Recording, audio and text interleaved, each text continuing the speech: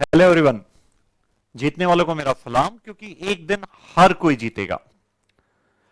चालू करते बेटा। चैप्टर नंबर थर्ड, दो लेक्चर मैंने ऑलरेडी अपलोड कर दिया हूं। चैप्टर नंबर वन से रिलेटेड एक लेक्चर, चैप्टर नंबर टू से रिलेटेड सेकंड लेक्चर।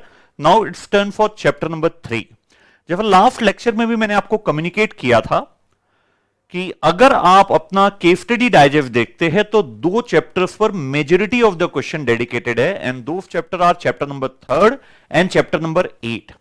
करीबन आप मान के चलिए जो चैप्टर नंबर थर्ड आपका लीन सिस्टम एंड इनोवेशन है, इसमें केस स्टडीज भी अवेलेबल है, and that to 4 case studies इसमें अवेलेबल है। केस सिनारियोज भी है इस चैप्टर के, and along with skill based assessment question भी है। तो ये चैप्टर कंपेरेटिवली लेंदी रहने वाला है as compare to chapter number 1 and chapter number 2, है ना। और इसका जो केस स्टडी का लेवल है बेटा, खासकर केस सिनारियो तो चलिए ठीक है, अचीवेबल है। आपके स्किल बेस्ड असेसमेंट क्वेश्चन हमेशा कंपेरेटिवली सिंपल होते हैं as compare to the case study. लेकिन जो केस स्टडीज का लेवल है चैप्टर नंबर थर्ड में, जो टोटल आपको 4 केस स्टडीज दिया है, बहुत बढ़िया लेवल है बेटा। मतलब आप इसमें मान के चलिए अगर ये 4 केस स्टडीज आप कर लेते हैं तो आपका जो लीन सिस्टम का जो पार्ट है ना, वो 100% आपका कंफर्म हो जाएगा एग्जामिनेशन पर्पस के लिए, क्योंकि इस लेवल से ज्यादा एक्सपेक्ट नहीं किया जा सकता उस एग्जामिनेशन के 3 आवर्स में। तो ऑलरेडी अपने पास जो केस स्टडी ऑलरेडी अवेलेबल थी इंस्टीट्यूट की, उसमें 4 केस स्टडीज और आप करते हैं तो एक अश्योरेंस मिल जाएगा कि जब भी आपका अटेम्प्ट है, चाहे आप May 21 हो चाहे November 21 हो, you can rest assure yourself कि आपका प्रिपरेशन बिल्कुल राइट डायरेक्शन में जा रहा है। So without wasting any further time, let's start the chapter number third, lean system and innovation. इसके जो वीडियो होंगे बेटा, ये 2 पार्ट में अपलोडेड होंगे। आज इसका एक पार्ट अपलोड होगा जिसमें 2 से 3 केस स्टडीज अपन कवर करेंगे। रिमेनिंग पार्ट में फिर पूरा case studies, case scenario and skill based assessment question जो भी रिमेनिंग है वो पूरे अपलोड कर दिए जाएंगे। तो this chapter number third will be uploaded in 2 parts. So let's start बेटा। Case study number 6, it is available in page number 25 of institute case study digest. Okay, let's start. So the very first para indicates us that the company name is Dream Homes. It started its Indian operation. It means it's a multinational company. It has just started its Indian operation. It's a US based multinational company. Has started its Indian operation with opening of few stores in the Indian operation.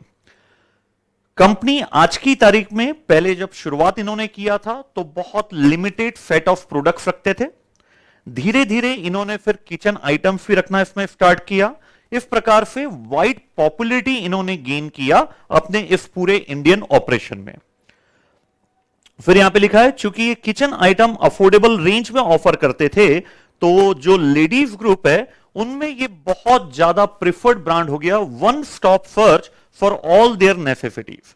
तो company ने एक अच्छा खासा presence Indian market में establish कर लिया, although it's a US based multinational company. Second para में बताता है कि कुछ प्रोडक्ट हमारे ऐसे हैं, some of the product we manufacture while some of the product we make outright purchase. मतलब हम मैन्युफैक्चरिंग बिजनेस में भी है, हम ट्रेडिंग बिजनेस में भी है। कुछ प्रोडक्ट हम मार्केट से परचेज करते हैं, अपना मार्जिन जोड़ के उसे अपने कंज्यूमर को बेचते हैं, बल्कि कुछ प्रोडक्ट रॉ मटेरियल परचेज करते हैं, उन रॉ मटेरियल को हम कन्वर्ट करते हैं फिनिश गुड्स में और फिर हम बेचते हैं।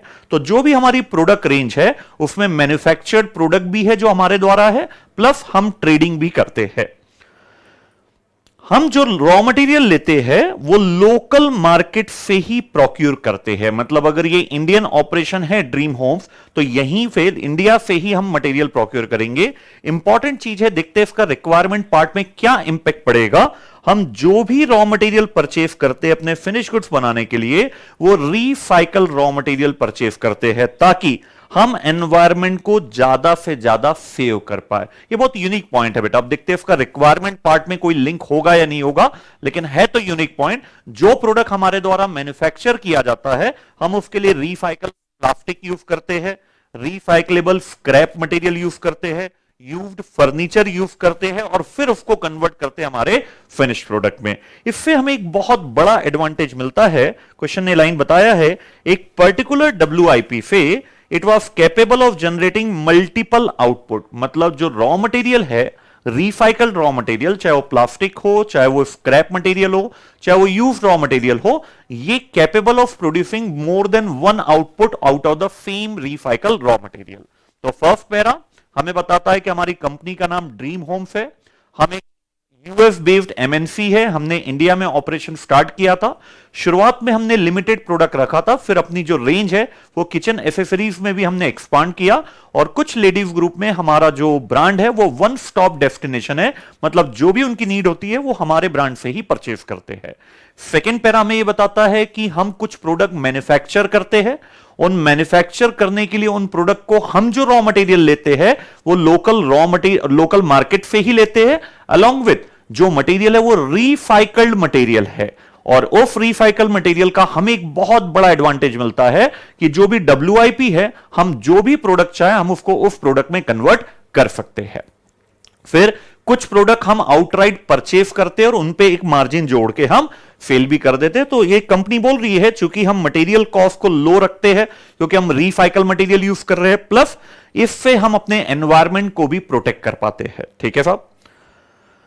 थर्ड, बहुत अच्छा लेंथ में पैरा दिया है आपको कि जो प्रोडक्ट आप इन हाउस बनाते हो उसकी क्या प्रोसीजर है। सबसे पहले बताता है कि जो स्टोर डिपार्टमेंट का मैनेजर है वो हर इन्वेंट्री पर अपना वॉच रखता है, फिर वो देखता है कि क्या एस्टिमेशन है प्रोडक्शन का एस्टिमेट करता है कि कितना प्रोडक्शन होगा, उसके आधार पर वो अपना मटेरियल की क्वांटिटी डिसाइड करता है। फिर जब भी वो एस्टिमेशन लेता है तो हिस्टोरिकल डिमांड, मतलब जो हमारा प्रीवियस ईयर्स के डेटा है उसको भी बेस बनाता है, और कंपनी की जो लॉन्ग टर्म फोरकास्टिंग पॉलिसीज है उसको बेस बना के वो रॉ मटेरियल की रिक्वायरमेंट को एस्टिमेट करता है।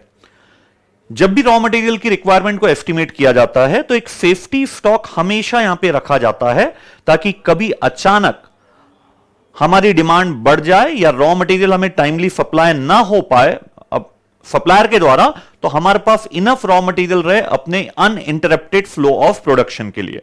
फिर एग्जिस्टिंग इन्वेंट्री और जो उसने प्रोडक्शन प्लान सेकेंड पॉइंट में डिसाइड किया है, और सेफ्टी स्टॉक के आधार पे वो कैलकुलेट करता है रीऑर्डर लेवल। तीन चीजों के आधार पे बेटा, पहला एग्जिस्टिंग इन्वेंट्री, आज उसके पास कितना स्टॉक है, फिर जो प्रोडक्शन प्लान है उसके अकॉर्डिंगली कितना मटेरियल लगेगा, सेफ्टी स्टॉक हमें कितना मेंटेन करना है, ये तीन चीजों को कंसीडर करके वो रीऑर्डर लेवल डिसाइड करता है, मतलब किस लेवल पर हमें एक फ्रेश परचेस ऑर्डर प्लेस करना है। फिर जैसे ही हमारा रीऑर्डर लेवल रीच करता है तो हम ऑर्डर सेंड कर देते हैं किसको, अपने सप्लायर को, कि आप हमें रॉ मटेरियल सप्लाई कीजिए, और फिर जो भी डिपार्टमेंटल का ऑर्डर होता है उसके आधार पे वेंडर हमें रॉ मटेरियल सप्लाई करता है। तो एक बार वापस पढ़ना पड़ेगा बेटा, ताकि जितना अच्छे से आपको जो केस स्टडीज के कंटेंट है वो रिटेन रह पाएंगे, उतना ज्यादा इफेक्टिवली सिंप्लीफाइड मैनर पर आप उसको रिक्वायरमेंट पार्ट में पुट अप कर सकते हो। ये जो पर्टिकुलर पैरा है, थर्ड पैरा, ये हमें पूरा बताता है इन हाउस मैन्युफैक्चर्ड गुड्स के द्वारा। सबसे पहले पॉइंट में बोलता है कि हमारा जो स्टोर डिपार्टमेंट है उसकी रिस्पॉन्सिबिलिटी है कि वो कंटिन्यूअस वॉच रखे इन्वेंट्री के लेवल पर। अब वो एस्टिमेट करता है production based on historical trend along with the long term forecasting policies of the company. हमेशा सेफ्टी स्टॉक मेंटेन करते हैं ताकि कभी अपने को रॉ मटेरियल टाइमली डिलीवर ना हो पाए, तो कभी भी अपना प्रोडक्शन इंटरप्ट ना हो। फिर हमारा आज का स्टॉक, हमारा प्रोडक्शन प्लान के लिए जो हमें रॉ मटेरियल चाहिए, प्लस सेफ्टी स्टॉक, ये तीन पॉइंट को कंसीडर करके हम ROL डिसाइड करते हैं। जब भी हमारा ROL रीच करता है हम वेंडर को रॉ मटेरियल का ऑर्डर प्लेस करते हैं, ऑर्डर रिसीव होने के बाद वेंडर वो मटेरियल हमें सप्लाई कर देता है। As simple as this. इस पूरी प्रोसीजर में कुछ भी ऐसा नया नहीं है बेटा जो एबनॉर्मल है ना। फिनिश गुड्स को मैन्युफैक्चर करने के लिए to convert raw material into finish goods, मैं जानबूझ के यहां पे वर्ड यूज कर रहा हूं बेटा, मैन्युफैक्चरिंग टाइम, है ना। मैन्युफैक्चरिंग टाइम जो है हमारा, मैन्युफैक्चरिंग साइकिल टाइम जो है वो 3 वीक्स है, जबकि जो हमारा लीड टाइम है, इंटेंशनली मैं वर्ड यूज कर रहा हूं ताकि जो एक टर्मोलॉजी है चैप्टर नंबर 10 में आपके जितने बार आप उसको रिपीट करते जाएंगे, हर क्वेश्चन में जब भी उसका रेफरेंस आता है उतना आप फोकसली उसको एग्जामिनेशन में रिप्रोड्यूस कर सकते हैं। तो मैन्युफैक्चरिंग साइकिल टाइम का होता है, मतलब होता है जब आपने प्रोडक्शन स्टार्ट किया और आपका प्रोडक्शन कंप्लीट हुआ। तो मैन्युफैक्चरिंग साइकिल टाइम हमारा 3 वीक्स है। जबकि हमारा lead time that is cycle time 4 weeks है। What's the difference between manufacturing time and the cycle time? Manufacturing cycle time मतलब जब मेरा प्रोडक्शन स्टार्ट हुआ और प्रोडक्शन कंप्लीट हो गया। साइकिल टाइम दूसरे शब्दों में बोल सकते हैं आप उसको लीड टाइम, ये वो है जो जब हमें ऑर्डर मिला और जब हमने वो ऑर्डर अपने कस्टमर को डिलीवर किया, इन दोनों का टाइम डिफरेंस हमारे लिए कहलाता है लीड टाइम।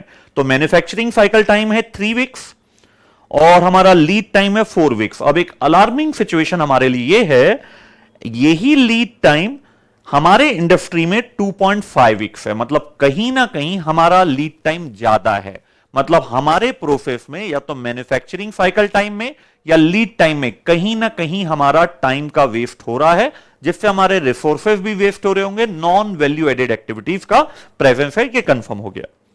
अब जो प्रोडक्ट हम परचेज करते हैं सीधा आउटराइटली और सीधा हम अपने कस्टमर को एज इट इज कंडीशन में बेचते हैं, अब उसके बारे में बता रहा है कि परचेज ऑर्डर प्रिपेयर करता है purchasing department based on inventory in hand and expected demand. हमारे पास कितना इन्वेंट्री है, हमारी डिमांड कितनी है, उसके आधार पे हम परचेज ऑर्डर प्लेस करते हैं। अब दोनों में डिफरेंशिएट कीजिएगा बेटा। हम जो मैन्युफैक्चर करते हैं उनके लिए रॉ मटेरियल का ऑर्डर प्लेस करते हैं, उसमें हम 3 चीजों का ध्यान रखते हैं, आज की हमारी इन्वेंट्री लेवल, हमारी एक्सपेक्टेड डिमांड और हमारा सेफ्टी स्टॉक। जबकि आप जब जो प्रोडक्ट हम आउटराइटली परचेज करके एज इट इज कंडीशन में बेच रहे हैं, उसमें सिर्फ हम 2 ही चीज ध्यान रख रहे हैं। पहला, हमारे पास इन्वेंट्री कितना है, हमारी एक्सपेक्टेड डिमांड कितना। आगे वो एक्सप्लेन कर रहा है जो प्रोडक्ट हम आउटराइटली परचेज करके सीधा सेल करते हैं उनके लिए हम कहीं भी सेफ्टी स्टॉक मेंटेन नहीं करते। देखिए, the department didn't take into account the safety stock of any of this purchase product. क्यों नहीं करते? क्योंकि इस इन्वेंट्री को मेंटेन करने की कॉस्ट बहुत ज्यादा है। पहले तो होल्डिंग कॉस्ट भी ज्यादा है, प्लस जो परचेज कॉस्ट है वो भी इनकी ज्यादा है। तो जब कभी सरप्राइज ऑर्डर या सडन इंक्रीज इन डिमांड आती है तो हम वो फुलफिल नहीं कर पाते हैं, क्योंकि हमने कहीं भी ऐसे प्रोडक्ट जो हम आउटराइटली परचेज करके उसको सेल करते हैं तो उसमें स्टॉक आउट होने के चांसेस हमारे बने रहते हैं। ठीक है बेटा, तो अभी तक 4 पैरा हो गए। फर्स्ट पैरा में कंपनी के प्रोडक्ट, कंपनी की लोकेशन के बारे में इंफॉर्मेशन दिया। सेकंड पैरा में हमें उसने पूरा एक्सप्लेन किया है कि कंपनी कुछ प्रोडक्ट बनाती है और जो प्रोडक्ट बनाती है उसके लिए हम रॉ मटेरियल कहां से खरीदते हैं, उससे एनवायरमेंटल फ्रेंडली मैनर पर हम वर्क कर रहे हैं। थर्ड पैरा पूरा डेडिकेटेड है, जो हम इन हाउस गुड्स मैन्युफैक्चर करते हैं उसके रॉ मटेरियल के लिए हमने कैसे क्या मैकेनिज्म रखा है। फिर इसी थर्ड पैरा में हमें एक और इंफॉर्मेशन दिया है manufacturing cycle time, lead time. Lead time हमारा भी दिया है और इंडस्ट्री का भी दिया है। हमारा लीड टाइम कंपैरेटिवली ज्यादा है, मतलब हमारे यहां इनएफिशिएंसी है। फिर नेक्स्ट इंपॉर्टेंट पैरा बताता है कि जो प्रोडक्ट हम परचेज करते हैं और एज इट इज कंडीशन में उसको सेल करते हैं उसमें कहीं भी हमारे द्वारा सेफ्टी स्टॉक मेंटेन नहीं किया जाता है। सेफ्टी स्टॉक मेंटेन नहीं किया जाता, इसका मतलब जो भी सडन इंक्रीज इन डिमांड होती है या सरप्राइज ऑर्डर होते हैं हम उन्हें फुलफिल नहीं कर पाते हैं। ठीक है बेटा, चलिए फिर नेक्स्ट बताता है कि आज की तारीख में लोगों के पास इतना समय ही नहीं है कि वो चीजों को टाले। जब उन्हें जरूरत होती है वो स्टोर जाते हैं और अपने रिक्वायरमेंट के अकॉर्डिंगली वो परचेज कर लेते हैं। अब एक बहुत इंटरेस्टिंग चीज दिया है, हमारे जो स्टोर्स है वो मेट्रो सिटीज में है, लेकिन गुजरात और ओडिशा को इन्होंने स्पेशली फोकस किया है। उनका मानना ये अनटैप्ड मार्केट है, मतलब यहां पर अभी पोटेंशियल बहुत है। हमारा एक ही टारगेट है, हम अपने प्रोडक्ट की ऑफरिंग्स दिन पर दिन बढ़ाए और ज्यादा से ज्यादा हम लोगों तक रीच कर पाए। तो ये कहीं ना कहीं जो नॉन मेट्रो सिटी है उनको ये टारगेट करना चाहते हैं गुजरात और ओडिशा में, ताकि ये ना सिर्फ अपने प्रोडक्ट की रेंज बढ़ाएंगे धीरे धीरे, बल्कि एक मास रीच तक ये पेनिट्रेट करना चाहते हैं। ठीक है, अब कंपनी ने इसके एक सॉल्यूशन निकाला कि कैसे हम ज्यादा से ज्यादा लोगों तक पहुंच पाए। इन्होंने बोला एक काम करते हैं, हम अब डिजिटल मैनर पर वर्क करते हैं। क्यों? डिजिटल मैनर पर वर्क करेंगे तो हमें नेशन वाइड प्रेजेंस मिलेगा। ठीक है, लेकिन मार्केटिंग भी अगर हमें करनी पड़ती है डिजिटल प्लेटफॉर्म के लिए तो वो हमारे लिए कोई दिक्कत नहीं है, हमारे पास फंड्स का कोई भी इश्यू नहीं है। लेकिन अब यहां पे एक बहुत इंपॉर्टेंट चीज दिया है, ई कॉमर्स के लिए हमारा जो हम यूएस एमएनसी है, ऑलरेडी यूएस ऑपरेशन में हम बहुत अच्छे से अवेयर है कि ई कस्टमर की एक्सपेक्टेशन क्या होती है और जो ई सेलर होते हैं उनसे क्या कस्टमर एक्सपेक्ट करता है, क्या क्वालिटी वो एक्सपेक्ट करता है, ये हमें अच्छा खासा एक्सपीरियंस है इन यूएस ऑपरेशन। लेकिन इंडियन ऑपरेशन में अभी डिजिटल सेलिंग पर हमारा कोई भी अभी एक्सपीरियंस नहीं है। लेकिन चूंकि हम एमएनसी है तो we are having the legacy of knowing what e-customer wants, what are the expectation regarding the quality। अब वो आगे बता रहा है कि उनकी एक्सपेक्टेशन क्या होती है। They tend to be progressively demanding, मतलब दिन पर दिन एक्सपेक्टेशन डिजिटल प्लेटफॉर्म पर कस्टमर की बढ़ती ही बढ़ती है और वो चाहते हैं कि उनका ऑर्डर प्रोसेस हो जाए, डिलीवर नहीं बोला है बेटा, प्रोसेस हो जाए in couple of hours after being placed. और वो ये नहीं चाहते कि बार बार उनको ट्रैकिंग इंफॉर्मेशन के लिए कॉम्प्लिकेशन फेस करना पड़े। वो एक सिंप्लीफाइड ट्रैकिंग आईडी आपसे चाहते हैं, लगातार अपने पैकेज के बारे में अपडेट चाहते हैं कि आज वो किस लोकेशन में पहुंचा, हमारे पास कब वो पैकेज डिलीवर होगा। कोई सरप्राइजिंग एलिमेंट वो नहीं चाहते हैं डिलीवरी में। और वो ऐसे ई सेलर को प्रेफर करते हैं ई कस्टमर जो कॉम्पिटिटिव रेट पर सप्लाई करते हैं, free shipping and on time delivery. ये सब जो इन्होंने एक्सपीरियंस बताया है अपने, ये यूएस ऑपरेशन के बताया बेटा, है ना। तो क्या क्या एक्सपेक्टेशन है, पहला ई सेलर से, ई सेलर मतलब जो कंपनी डिजिटल प्लेटफॉर्म पर अपना प्रोडक्ट बेच रही है, पहली एक्सपेक्टेशन है कि अबाउट द क्वालिटी। सेकंड, उनकी डिमांड दिन पर दिन बढ़ती है, प्रोग्रेसिवली डिमांडिंग, और वो चाहते हैं जब वो ऑर्डर उन्होंने प्लेस कर दिया तो उसकी प्रोसेसिंग स्टार्ट हो जाए with in a couple of hours. फिर डिलीवरी इंफॉर्मेशन से रिलेटेड वो कोई भी सरप्राइज नहीं चाहते, मतलब रियल टाइम पर वो चाहते हैं कि जब भी वो अपने पैकेज को ट्रैक करना चाहे उनके पास इंफॉर्मेशन अवेलेबल हो। और जब भी ई कस्टमर किन्हें प्रीफर करता है, वो ऐसे ई सेलर्स को प्रीफर करता है जो कॉम्पिटिटिव रेट प्रोवाइड करे, पहला पॉइंट, जो फ्री शिपिंग प्रोवाइड करे, सेकेंड पॉइंट, और जो टाइमली डिलीवरी हमें प्रोवाइड करे। ये इनका एक्सपीरियंस है फ्रॉम यूएस ऑपरेशन। जबकि ये जो क्वेश्चन अभी चल रहा है बेटा, ये वही एमएनसी का इंडियन ऑपरेशन की बात कर रहा है। अब ये बोला जा रहा है कि this is too much for a developing market like India. लेकिन ये जो यूएस में कस्टमर की एक्सपेक्टेशन है, अगर यही एक्सपेक्टेशन हमारे इंडियन ऑपरेशन की भी हो तो हमारे लिए बहुत ज्यादा हो जाएगा, क्योंकि एक डेवलपिंग कंट्री लाइक इंडिया में इसको डिलीवर करना एक बहुत ही कुरकीन टास्क हो जाएगा। क्यों ऐसा बोल रहे हैं वो? उनका कहना है लेबर कॉस्ट तो चलिए इंडिया में लो है, लेकिन जो इंफ्रास्ट्रक्चर है वो ये गारंटी नहीं कर पाएगा कि हम वही लेवल ऑफ सर्विस उनको दे पाए जो हम अपने यूएस ऑपरेशंस में दे रहे हैं। फिर यहां पे कल्चरल गैप भी बहुत ज्यादा है। जो मिडिल क्लास की इनकम है वो ऐसी है कि वो सिर्फ नेसेसिटी पर ही स्पेंडिंग करती है, वो सेमी लग्जरियस आइटम्स पर स्पेंड करने के लिए 4 बार सोचती है ना। ऑल्दो जो इनके पास किचन आइटम्स जो विमेन में बहुत ज्यादा पॉपुलर है, माना जाता है कि वो नेसेसिटीज है, लेकिन वो रियल नेसेसिटीज नहीं है इन द इकोनॉमिक सेंस। तो अपनी मजबूरी बता रहा है कि जो यूएस ऑपरेशन का हमारा एक्सपीरियंस है ई कॉमर्स का, अगर वही चीज हम यहां पे डिलीवर करते हैं तो पहला तो एडवांटेज हमारे को लेबर कॉस्ट कम है, लेकिन फिर अब डिसएडवांटेज चालू हो जाते हैं, इंफ्रास्ट्रक्चर उस लेवल का नहीं है जैसे हमारे यूएस में होता है, ये बोल रहा है।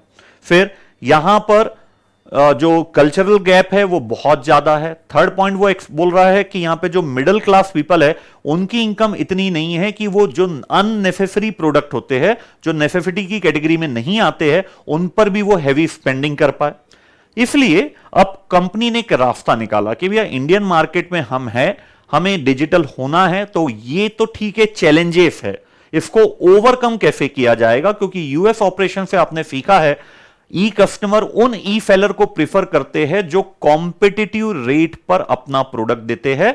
तो अब कॉम्पिटिटिव रेट निकालने के लिए ये सोच रहे हैं हम टारगेट कॉस्टिंग इंप्लीमेंट करें ताकि हम अपने ऑनलाइन प्रोडक्ट की प्राइस डिटरमाइन कर पाए, so that we can remain competitive with e customer, है ना। क्योंकि यूएस ऑपरेशन का इनका ये था कि ऐसे ई सेलर को बायर प्रेफर करते हैं जो कॉम्पिटिटिव प्राइस देते हैं, और कॉम्पिटिटिव प्राइस के लिए बेस्ट टेक्निक है टारगेट कॉस्टिंग अप्लाई करके वो अपने प्रोडक्ट की ऑनलाइन प्राइस डिटरमाइन करना चाहते हैं। फिर इंडियन एनवायरनमेंट में वो ये भी चाहते हैं कि फ्लॉलेस सप्लाई चेन मैनेजमेंट हो, क्योंकि ऑल्दो इंफ्रास्ट्रक्चर यूएस जैसा नहीं है तो हमें कहीं ना कहीं इसको डेवलप करना पड़ेगा चैलेंज है, आप एक्सक्यूज नहीं दे सकते क्योंकि आप वो प्रोडक्ट नहीं दे पाओगे डिजिटल प्लेटफॉर्म पर, तो दूसरी कंपनी बहुत आसानी से दे देगी। तो हमें दो एरिया पर वर्क करना है। पहला तो हमें टारगेट कॉस्टिंग के द्वारा अपने कॉम्पिटिटिव प्राइस डिटरमाइन करना है। सेकेंड, हमें हमें सप्लाई चेन मैनेजमेंट को फ्लॉलेस बनाना है, ताकि जो कस्टमर बोलता है कि उसको फ्री शिपिंग के साथ साथ ऑन टाइम डिलीवरी हम डिलीवर कर पाए, तो इसके लिए सप्लाई चेन मैनेजमेंट पर भी हमारा फोकस होगा। अब रिक्वायरमेंट पार्ट में हमसे क्या क्या पूछा है? रिक्वायरमेंट पार्ट में हमें तीन चीजें दिया है बेटा। सबसे पहला बोलता है कि आप डिस्कस कीजिए क्या target costing if dream home जो इंडियन ऑपरेशन है इसके लिए सुटेबल है क्या, यह डिस्कस करना है। फिर सेकेंड रिक्वायरमेंट पार्ट में आज का जो हमारा करंट इन्वेंट्री मैनेजमेंट सिस्टम है उसको क्रिटिकली असेस करना है। और फिर अगर आपको उसमें कहीं ना कहीं कोई फ्लॉ दिखता है तो उसको कैसे हम सुटेबल चेंजेस ला पाए in light of its business strategy, that is e commerce में जो हम जा रहे हैं बिजनेस स्ट्रेटेजी हमारी। और फिर ड्रीम होम को क्या एडवाइस आप देना चाहोगे सप्लाई चेन मैनेजमेंट को फ्लॉलेस बनाने के लिए। तो कम ऑन बेटा, क्या क्या रिक्वायरमेंट पार्ट? पहली रिक्वायरमेंट पार्ट हमें बताना है टारगेट कॉस्टिंग कैसे हम अप्लाई कर पाएंगे ड्रीम होम के कंसेप्ट में, जो ई सेलर बन रहा है, डिजिटल प्लेटफॉर्म पर सेल कर रहा है। सेकेंड पॉइंट हमें बताना है कि आज का जो हमारा एग्जिस्टिंग इन्वेंट्री मैनेजमेंट सिस्टम है उसको क्रिटिकली असेस करना है, मतलब अगर कुछ पॉजिटिव पॉइंट है तो उन्हें भी बोलना है, निगेटिव पॉइंट्स को भी बोलना है। और अब वो निगेटिव पॉइंट्स को एक क्या चेंज लाया जाए ताकि वो हम निगेटिविटी को ओवरकम कर पाए, वो हमें रिकमेंड करना है। और लास्ट पॉइंट बोलता है हमें हमारी रिक्वायरमेंट के हिसाब से, जो हमारा ई प्लेटफॉर्म हमारा चल रहा है, डिजिटल सेलिंग चल रही है, उसके हिसाब से हमारे सप्लाई चेन मैनेजमेंट में हमें क्या चेंज लाना चाहिए, उसमें क्या हम अपडेशन कर सकते हैं। तो बहुत अच्छा क्वेश्चन है बेटा, क्वेश्चन नंबर 6। मतलब इस टाइप के क्वेश्चन अगर फर्स्ट टाइम आते हैं तो कहीं ना कहीं आपको प्रॉब्लम क्रिएट होती है, लेकिन यह बहुत बड़ा एडवांटेज है आपके साथ। आपके अटेम्प्ट के पहले आईसीएआई ने इस लेवल के क्वेश्चन दिया है। आईसीएआई का बेटा सिर्फ एक ही पर्पस है, ध्यान रखिएगा, कहीं भी वो स्टूडेंट को इस टाइप के क्वेश्चन से डीमोटिवेट नहीं करता। उनका एक ही टारगेट है, जितना मैं समझता हूं आईसीएआई को, कि क्यों ना स्टूडेंट को पहले ही अपन उस लेवल के लिए प्रिपेयर कर दे जो लेवल उस 3 आवर्स में आना है, क्योंकि एकदम से सरप्राइज मिलेगा इस टाइप का लेवल तो बहुत सारे बच्चे बेटा फिर उसको गो थ्रू नहीं कर पाते हैं, है ना। मैंने अपने हर लेक्चर में, थर्ड लेक्चर है लगातार मैं बोल रहा हूं बेटा, कुछ केस स्टडी चैलेंजिंग जरूर है लेकिन उससे आपका लेवल दिन पर दिन बढ़ता है, मान के चलिएगा। आप और ज्यादा कॉन्फिडेंस फील करेंगे इन केस स्टडी को गो थ्रू करने के बाद to appear for the examination, ठीक है। चलिए, तो अब एक काम करें बेटा, पहले आपको मैं 2 मिनट देता हूं यहां पे, एक बहुत जरूरी, क्योंकि ये जो क्वेश्चन है बहुत ज्यादा चैलेंजिंग क्वेश्चन है। केस स्टडी 6 हो या 7 हो या 8 हो, और एक 11th केस स्टडी भी तो चैलेंजिंग है, तो थोड़ा समय जरूर ज्यादा लगेगा, 2-5 मिनट एक्सेप्टेबल है मुझे। एक बार वापस से मैं चाहूंगा जो आपके पास एक समराइज्ड पीडीएफ है उसमें क्वेश्चन नंबर 6 का जो समराइज्ड आपको क्वेश्चन फॉर्मेट है, एक बार वो जल्दी से आप रीड आउट कीजिए, फिर अपन आगे बढ़ते हैं बेटा इसमें किसके रिक्वायरमेंट पार्ट के हिसाब से हमें कैसे क्या सॉल्यूशन देना है ना बेटा। चलिए, तो आप पेज नंबर 3 तक जो रिक्वायरमेंट पार्ट है वहां तक पढ़िए, फिर अपन इसको आगे डिस्कस करते हैं बेटा।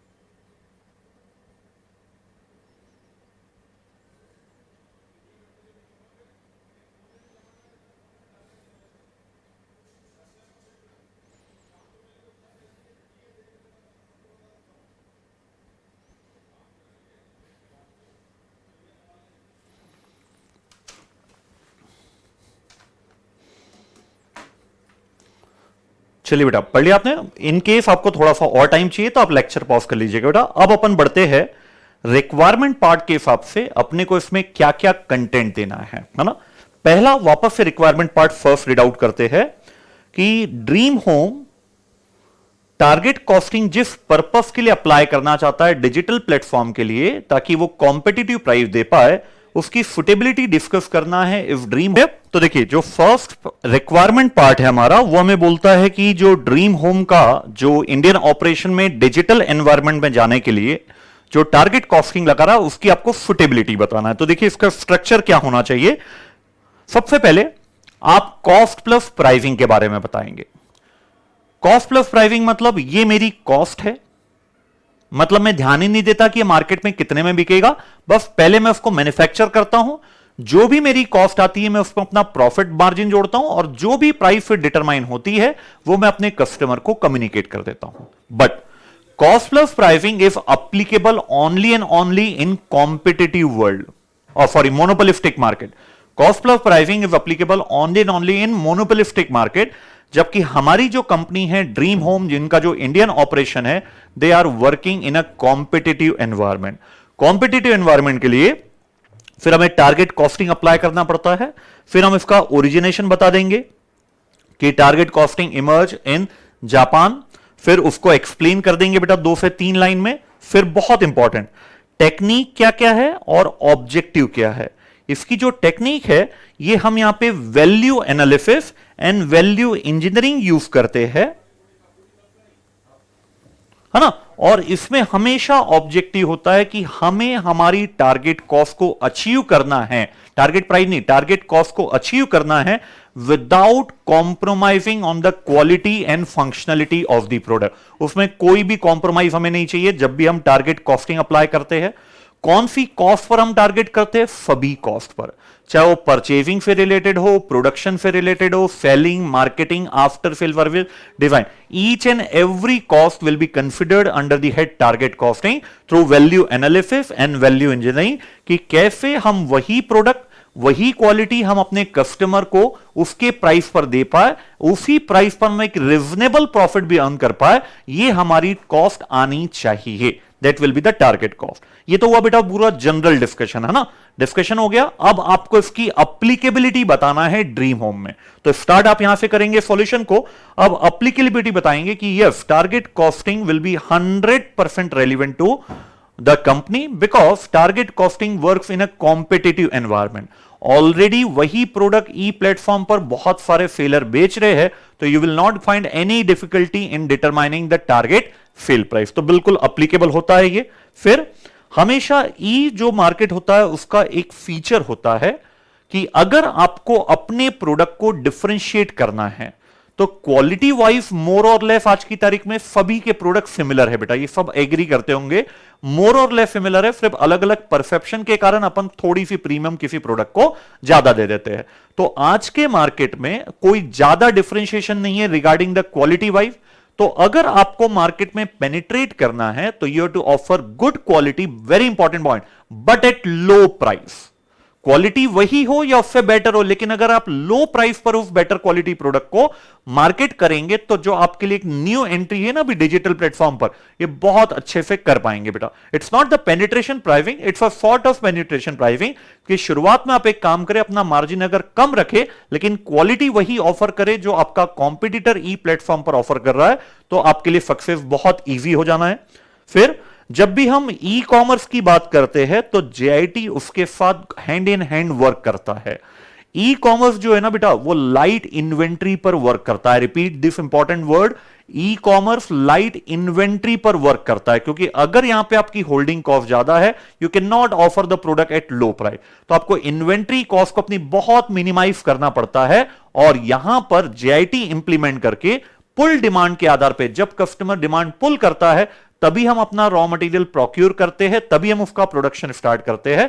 लेकिन यहां पे टाइमली डिलीवरी भी बंदा चाहता है, तो हमारा जो सप्लायर है उसके साथ हमारा रिलेशनशिप जितना स्ट्रांग होगा, हम अपने कस्टमर को, क्योंकि उन्होंने बोला था यूएस ऑपरेशन के लिए competitive price, free shipping and fast delivery, तो यहां पर ये बहुत इंपॉर्टेंट डिस्कशन है बेटा, आगे के कोई भी क्वेश्चन में आप अप्लाई कर सकते हो, क्योंकि आपके अभी तक पूरे सिलेबस में अगर मैं बात करूं ना, तो आज 15 मार्च 2021 है, तो पूरे सिलेबस में जितनी केस स्टडी ना, 4 से 5 केस स्टडी आपको ई कॉमर्स के ऊपर है।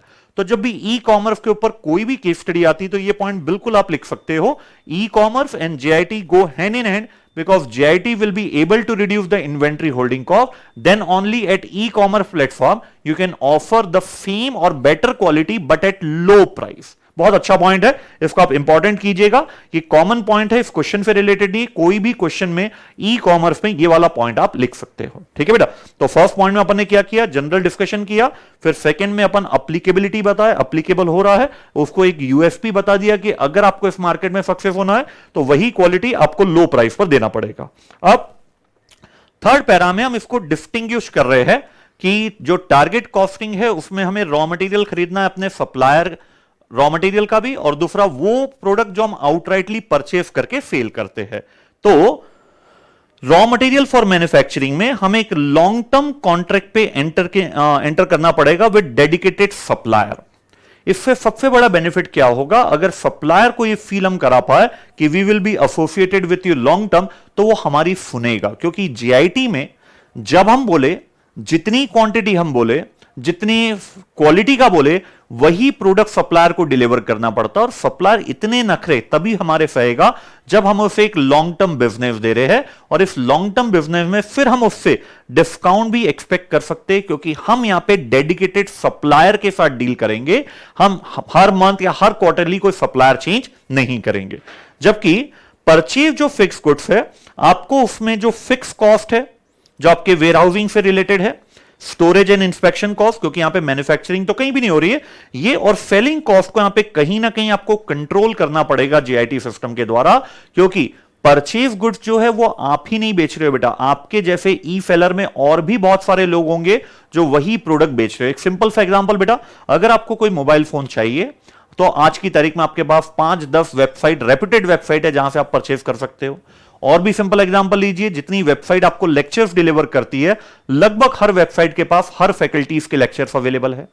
तो यहां पर आप तभी एक कॉम्पिटिटिव प्राइस ऑफर कर पाओगे जब आपका स्टोरेज, इंस्पेक्शन और वेरिएबल सेलिंग कॉस्ट कम से कम आएगी। ठीक है बेटा, तो ये हुआ फर्स्ट पैरा। क्या क्या हुआ, पहले हमने उसको जनरल डिस्कशन किया, फिर एप्लीकेबिलिटी बताया, थर्ड पैरा में हमने बताया सप्लायर के साथ जो रिलेशनशिप है वो आपका कैसे रहना चाहिए। चलिए, अब जो सेकेंड रिक्वायरमेंट पार्ट है वो हमें बोलता है आज का करंट इन्वेंट्री मैनेजमेंट सिस्टम।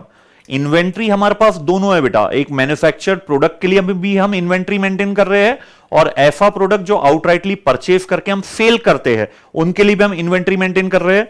तो करंट इन्वेंट्री का जो हमारा मैनेजमेंट सिस्टम है उसको हमें पहले तो क्रिटिकली असेस करना है, फिर उसमें अगर कुछ निगेटिव हमें पता लगता है तो उसके लिए हमें सुटेबल चेंजेस रिकमेंड करना है in light of its business strategy. क्या बिजनेस स्ट्रेटेजी है कि हमें ई प्लेटफॉर्म पर वर्क करना है, उसके अकॉर्डिंगली हमें उसमें सुटेबल चेंजेस उन्हें रिकमेंड करना है। आइए देखें बेटा, तो सबसे पहले तो हम ये बताएंगे कि आज की तारीख में करंट इन्वेंट्री सिस्टम में क्रिटिकली एसेस में पहला नेगेटिव पॉइंट, आज की तारीख में हम अपनी एसेट ब्लॉक कर रहे हैं, क्योंकि प्रोडक्शन और रिटेल फंक्शन में हमारे पास रॉ मटेरियल भी है, हमारे पास WIP भी है, हमारे पास फिनिश गुड्स भी है, क्योंकि उन्होंने बोला था हम सेफ्टी स्टॉक भी कहीं ना कहीं मेंटेन करते हैं, और रीऑर्डर लेवल आने पर, मतलब मार्केट डिमांड के अकॉर्डिंगली जब भी रीऑर्डर लेवल आता है तब हम ऑर्डर प्लेस कर देते हैं, और based on our long term forecasting and historical demand, उसके आधार पर। अब सेकंड पॉइंट पे आते बेटा, फोरकास्ट हम कैसे करते हैं, हमारी इंटरनल पॉलिसी और हिस्टोरिकल ट्रेंड के आधार पर। जबकि आज की तारीख में हर सेक्टर, हर इंडस्ट्री में मार्केट में लीप्स एंड बाउंड्स होते हैं, मतलब बहुत जल्दी चेंजेस आते हैं। सो हिस्टोरिकल डेटा आज की तारीख में कोई भी काम का नहीं है। आज की तारीख में आप ये नहीं बोल सकते कि लास्ट ईयर में जो ट्रेंड चला था सेल का वही ट्रेंड इस बार भी रहेगा, क्योंकि अप एंड डाउन बहुत इजीली और बहुत एक लॉन्ग टाइम तक मार्केट में मेंटेन रहते हैं। तो ये बहुत इंपॉर्टेंट पॉइंट बोल रहा है। डिमांड फोरकास्ट उन्होंने बोला था क्रिटिकली असेस करो और फिर रिकमेंड कीजिएगा उसमें कोई चेंजेस लाना है क्या। यस, आपको चेंजेस लाना है। अब आपको डिमांड फोरकास्ट को पुल करना पड़ेगा by current market trend and prediction of future market sentiment. Historical data के आधार पे अब आप अपना रॉ मटेरियल का इन्वेंट्री या वो फिनिश गुड्स का इन्वेंट्री मेंटेन नहीं करेंगे। फिर सेफ्टी स्टॉक ना सिर्फ आपकी कॉस्ट इनकर्ड कराता है बल्कि वो स्पेस भी ऑक्यूपाई करता है। और आप सेफ्टी स्टॉक क्यों रखते हो? उसका पर्पस ये है कि सप्लायर के ऊपर आपको ट्रस्ट नहीं है, जबकि e commerce and JIT go hand in hand. अगर सप्लायर आपके साथ नहीं है तो आप ई प्लेटफॉर्म पर वर्क कर ही नहीं पाओगे बेटा। तो जो सेफ्टी स्टॉक का कंसेप्ट आपने रिसाइकल रॉ मटेरियल के लिए रखा है, कहीं ना कहीं वो आपकी कॉस्ट भी ज्यादा इनकर्ड करा रहा है और उसके लिए वेयर हाउस स्पेस भी आपकी ऑक्यूपाइड हो रही है। चौथा कंसर्न है हमारा लीड टाइम का। If remarkably high according to the industry standard. उसी इंडस्ट्री में 2.5 वीक्स में वो प्रोडक्ट कंज्यूमर को डिलीवर हो जाता है, जबकि आपको डिलीवर करने के लिए वो 4 वीक्स लगते हैं। फिर से उसी पॉइंट में आऊंगा बेटा, जो यूएस ऑपरेशन के लिए बोला गया था, कंज्यूमर वो ई सेलर प्रीफर करता है जो competitive price they, free shipping they and timely delivery they, timely delivery. तो लीड टाइम चूंकि आपका इंडस्ट्री से 1.5 वीक ज्यादा है, अगर परसेंटेज टर्म्स में निकालेंगे तो 40-45% टाइम आप ज्यादा लेते हो अपने कंज्यूमर को वही प्रोडक्ट डिलीवर करने के लिए। तो एक अच्छे सारे कस्टमर आपके कॉम्पिटिटर के पास शिफ्ट हो चुके होंगे, क्योंकि आज की तारीख में टाइमली डिलीवरी भी एक प्रकार से सेटिस्फैक्शन का लेवल मेजर किया जाता है उसके द्वारा, है ना। तो क्या क्या बताया बेटा? पहले तो बहुत सारा जो आप इन्वेंट्री मेंटेन कर रहे हो नॉन जीआईटी सिस्टम में, उसकी आपकी एसेट्स ब्लॉक हो रही है। दूसरा, आप जो डेटा फोरकास्ट करते हो वो हिस्टोरिकल के आधार पे करते हो, क्योंकि जबकि करंट मार्केट ट्रेंड में लीप्स एंड बाउंड्स बहुत ज्यादा आते हैं, जिसके कारण हिस्टोरिकल डेटा के आधार पे आप अपनी फ्यूचर डिमांड को प्रिडिक्ट कर रहे हो, वो गलत है। जीआईटी सिस्टम इंप्लीमेंट कीजिए, वो पुल डिमांड के आधार पे वर्क करेगा, उसके आधार पर आप प्रिडिक्शन कीजिए, ठीक है। फिर सेफ्टी स्टॉक सिर्फ इसलिए रखा जाता है क्योंकि सप्लायर के ऊपर ट्रस्ट नहीं है, जबकि जेआईटी सिस्टम में बिना सप्लायर की मदद के आप ई कॉमर्स बिजनेस में जा ही नहीं सकते हो। तो अगर एक बार सप्लायर से आपका रिलेशनशिप एक्स्टेब्लिश हो जाता है डेडिकेटेड सप्लायर से, तो फिर सेफ्टी स्टॉक की जरूरत नहीं पड़ेगी। लीड टाइम का डायरेक्टली इंपैक्ट पड़ता है आपके टाइमली डिलीवरी पर, जो इंडस्ट्री के मुकाबले हमारा ज्यादा है। तो कहीं ना कहीं हमारा कस्टमर कॉम्पिटिटर के पास यहां पे शिफ्ट होगा, ठीक है बेटा। चलिए, अब क्या क्या सुटेबल चेंजेस हम बता सकते हैं। सबसे पहले हम बोल रहे हैं, अगर आप ई कॉमर्स में जाना चाहते हो ना, तो आपको प्रोडक्शन पे भी चेंज लाना पड़ेगा और परचेस मैकेनिज्म पे भी चेंज लाना पड़ेगा, है ना। क्या चेंज लाना पड़ेगा? सिर्फ एक बहुत बड़ा चेंज है, वो है लीन मैन्युफैक्चरिंग। उसका एक पार्ट है जस्ट इन टाइम। अब इंपॉर्टेंट चीज है बेटा, जस्ट इन टाइम परचेजिंग भी होता है या चॉइस होती है। आप परचेजिंग वाला नहीं लगाना चाहते तो आप प्रोडक्शन लगा सकते हो, या दोनों भी लगा सकते हो। हम यहां पे अपने क्लाइंट को रिकमेंड कर रहे हैं कि आप अपने करंट इन्वेंट्री मैनेजमेंट सिस्टम को चेंज करके JIT purchasing and JIT production technique पर इंप्लीमेंट करें। सबसे पहले हम ये बता देंगे, पुल सिस्टम के आधार पर यह वर्क होता है। मतलब पुल सिस्टम का मतलब होता है बेटा, जब तक डिमांड आपकी पुल नहीं होगी, क्रिएट नहीं होगी, तब तक आप कोई भी मटेरियल ऑर्डर नहीं करोगे, पहला प्लान। दूसरा पॉइंट, जेआईटी और ज्यादा सक्सेसफुल होता है अगर आपके सप्लायर आपकी लोकेलिटी के आसपास ही है। जितना कम टाइम आपको डिलीवर करने में लगेगा सप्लायर को, उतना ज्यादा सक्सेसफुली आप अपना जेआईटी सिस्टम इंप्लीमेंट कर सकते हो विथ ऑलमोस्ट नेग्लिजिबल स्टॉक। तो ये एक बहुत कॉमन पॉइंट है बेटा। आज के बाद जेआईटी का कोई भी क्वेश्चन आया, आप बिल्कुल लिख सकते हो सप्लायर रिलेशनशिप में कि हमें वो सप्लायर ढूंढने चाहिए या हमें सप्लायर को कन्विंस करना चाहिए, अगर हम उन्हें एक लॉन्ग टर्म और वॉल्यूमस ऑर्डर दे रहे हैं, कि आपका जो मैन्युफैक्चरिंग प्लांट है वो अगर हमारे फैक्ट्री के आसपास रहेगा तो ज्यादा बेटर रहेगा। आप देखिएगा बेटा, जितनी भी बड़ी कंपनियां, उनके जो सप्लायर है वो उसी सिटी में या उसके 5 to 10 किलोमीटर के रेडियस में ही वो रहते हैं, ताकि रियल टाइम पर विथ ऑलमोस्ट नेग्लिजिबल टाइम वो अपने सप्लायर को मटेरियल दे पाए, ठीक है। फिर यहां पर आपको ईआरपी और ईडीआई सिस्टम इंप्लीमेंट करना पड़ेगा। अभी क्या होता है, हम इंटीमेट कर रहे थे हमारे सप्लायर को कि हमारा रॉ मटेरियल खत्म हो चुका है, हमारे ऑर्डर के आधार पर वो हमें रॉ मटेरियल रीप्लेनिश करते थे। जबकि जेआईटी बोलता है कि आपको यहां पे इलेक्ट्रॉनिक डेटा इंटरचेंज पर वर्क करना पड़ेगा। जैसे ही आपका रॉ मटेरियल स्टोर से इश्यू हुआ प्रोडक्शन डिपार्टमेंट को, रियल टाइम पे इंफॉर्मेशन पहुंच जानी चाहिए सप्लायर के पास कि रॉ मटेरियल हमें रीप्लेनिश करना है। फिर लीड टाइम कहीं ना कहीं यहां पे आपको रिड्यूस करना पड़ेगा, और ये रिड्यूस हो सकता है अगर आप जेआईटी लगाओ, क्योंकि जेआईटी में 7 टाइप ऑफ जो वेस्ट होते हैं, जिनको हमने एक निमोनिक्स दिया है बेटा, टिमवुड। आगे जब वो कंसेप्ट आएगा मैं बताऊंगा, उसके द्वारा हम यहां पे बिल्कुल लीड टाइम को और भी अचीव कर सकते हैं। अब एकदम ये नया कंसेप्ट इंस्टीट्यूट ने नई टर्मोलॉजी दिया है, वेंडर मैनेज इन्वेंट्री टेक्निक।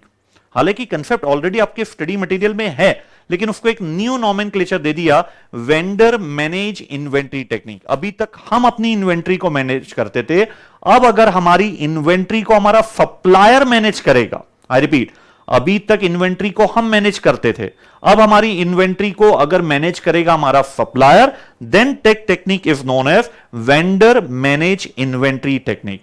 यहां पर हम अपने सप्लायर को एक्सेस देते हैं हमारी इंफॉर्मेशन का, रॉ मटेरियल हो चाहे फिनिश गुड्स हो, रियल टाइम पर जैसे ही हमने उसको इश्यू किया या सेल किया, रियल टाइम पर इंफॉर्मेशन पहुंच जाती है हमारे सप्लायर के पास, और सप्लायर अगर वो मटेरियल फिर हमें टाइमली बेसिस पर डिलीवर करता है, then that technique is known as vendor manage inventory technique. Clear है बेटा? तो यहां पर जो फिनिश गुड से रिलेटेड है वो बोला जाता है, जो बारकोडिंग के द्वारा आप बिल जनरेट करते हो ना, वही कंप्यूटर सिस्टम सप्लायर के साथ रिलेट कर दो, ताकि रियल टाइम पर सप्लायर को पता लग जाए कि ये स्टॉक इतना खत्म हो चुका है, तो आपको डिलीवर करेगा। Regarding the raw material, again वो रॉ मटेरियल भी बारकोड के द्वारा आप अपने प्रोडक्शन डिपार्टमेंट को इश्यू कीजिए, ताकि वो कंप्यूटर सिस्टम रियल टाइम पे ईडीआई के थ्रू इंफॉर्मेशन दे पाए अपने सप्लायर को। लेवल है बेटा ना, मैंने पहले ही बोला था इसमें लेवल आपको मिलेगा। इस पूरे चैप्टर के 4 केस स्टडी जो शुरुआत की है, बहुत अच्छा लेवल है ना। चलिए अब अपन आते हैं कि सप्लाई चेन मैनेजमेंट पर हमें क्या क्या फोकस करना है। वही चीज यहां पे रिपीट हो रही है बेटा, पहला सप्लायर पर आपको फोकस करना है, पहले वो बता देंगे आप उस पर, फिर परचेज फिनिश गुड्स पे बताएंगे, फिर रॉ मटेरियल आपके पास दो है, एक आप डायरेक्टली फिनिश गुड्स परचेज करते हो और दूसरा है आप raw material recycle material purchase करते हो। तो लगभग वही चीज बताया है कि जितना ज्यादा प्रॉक्सिमिटी रहेगी हमारे सप्लायर की और हमारी फैक्ट्री लोकेशन की, उतना ज्यादा हमारा सप्लाई चेन मैनेजमेंट बिल्डअप होगा। फिर आउटबाउंड लॉजिस्टिक के ऊपर बोला है कि यहां पर अगर आपको ई कॉमर्स बिजनेस में जाना है तो आपको यह पॉसिबल नहीं कि इंडियन ऑपरेशन में आप एक ही जगह अपना सेंट्रलाइज डिस्ट्रीब्यूशन सेंटर रखो, आपको एरिया वाइज रखना पड़ेगा। ये एक पॉपुलेशन का आप बना सकते हो कि हर 10 लाख की पॉपुलेशन पर मेरा एक डेडिकेटेड डिस्ट्रीब्यूशन सेंटर है। तो हैवी कैपिटल इन्वेस्टमेंट है, but it the only alternative to give up the timely delivery. Best example है बेटा अमेजन, जब भी आप ऑर्डर करते हो ना, आप देखिएगा अलग अलग उनके डिस्ट्रीब्यूशन सेंटर है, उन्होंने एरिया वाइज, उन्होंने पॉपुलेशन वाइज बांट दिया कि ये 10 लाख की पॉपुलेशन है तो इसके लिए ये डेडिकेटेड डिस्ट्रीब्यूशन सेंटर है, दूसरा 10 लाख के लिए ये डेडिकेटेड डिस्ट्रीब्यूशन सेंटर है, जिसके द्वारा बहुत इजीली वो अपने कस्टमर को जो उनका कमिटमेंट होता है उस टाइम पर वो डिलीवर कर पाते हैं। फिर लास्ट आपको मार्केटिंग पर फोकस करना पड़ेगा, टीवी एडवर्टीजमेंट, क्योंकि अभी आप इस बिजनेस के लिए नए हो बेटा। ऑल्दो आपका प्रेजेंस है वो स्टोर्स के थ्रू है, ऑफलाइन स्टोर्स के थ्रू, लेकिन अब आप ई प्लेटफॉर्म पर जा रहे हो तो जो आप अपने यूजर है एग्जिस्टिंग उनको प्लस नए यूजर को अट्रैक्ट करने के लिए कहीं ना कहीं आपको मार्केटिंग चैनल पर फोकस करना।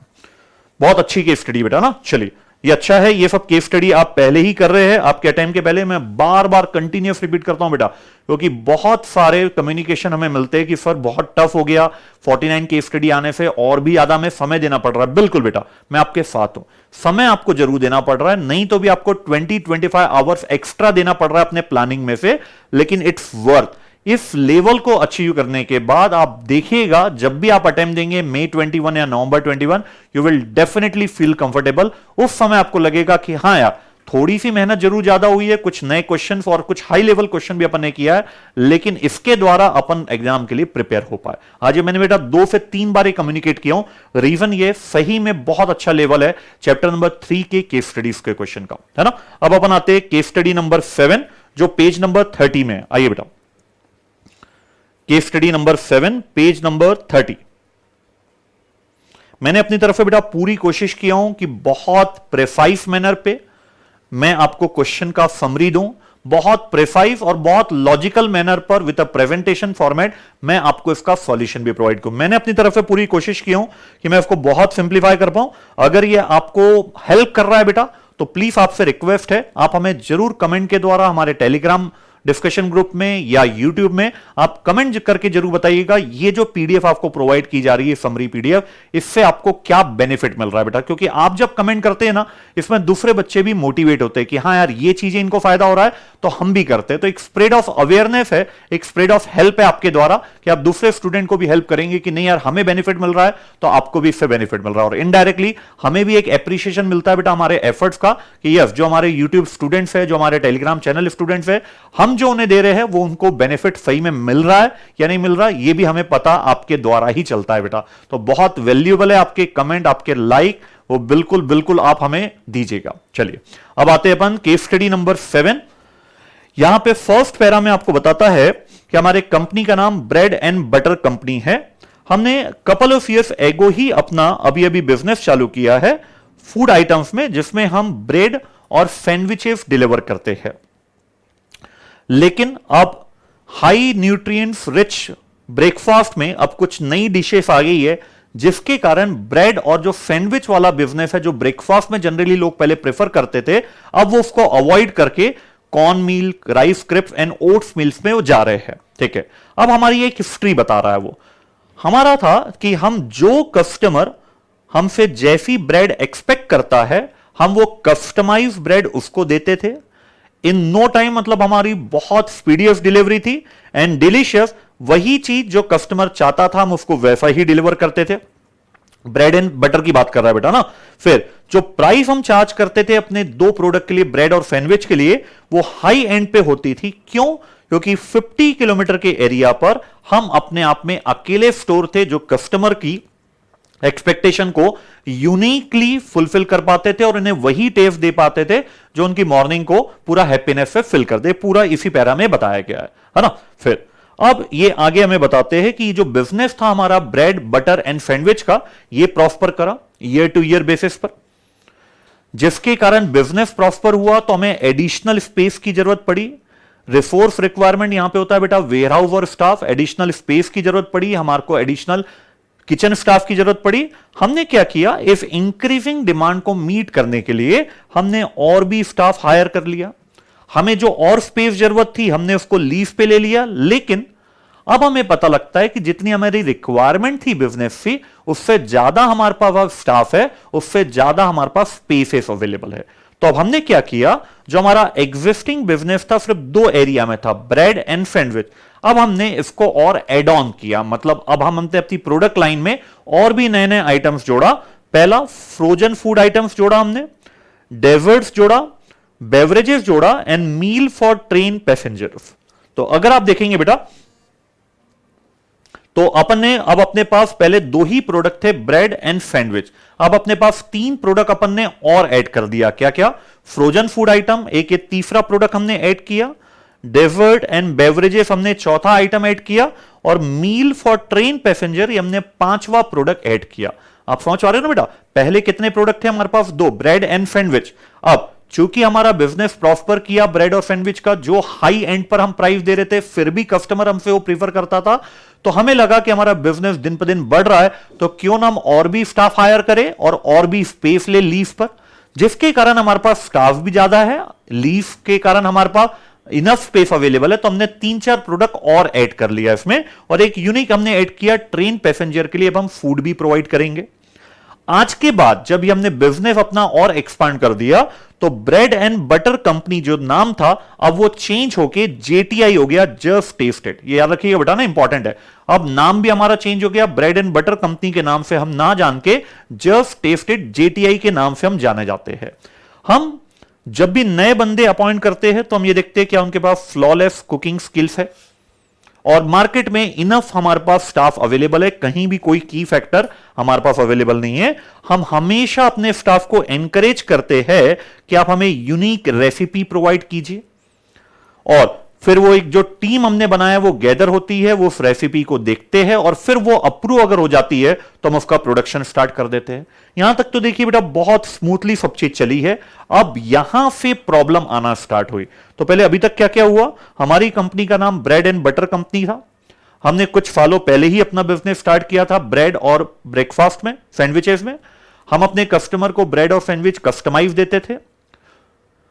ऑलमोस्ट नो टाइम डिलीवरी होता था, मतलब बहुत स्पीडीएफ हमारा वर्क होता था, और डिलीशियस होता था, जैसा कस्टमर चाहता था उसको वैसा ही देते थे।